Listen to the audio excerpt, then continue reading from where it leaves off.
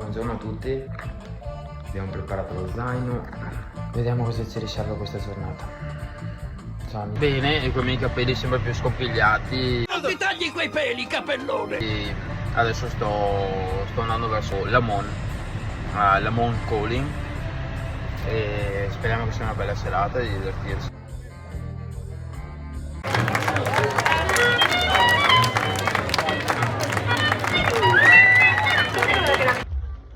E alla fine sono venuto al festival e ho deciso di godermelo. Ciao ragazzi.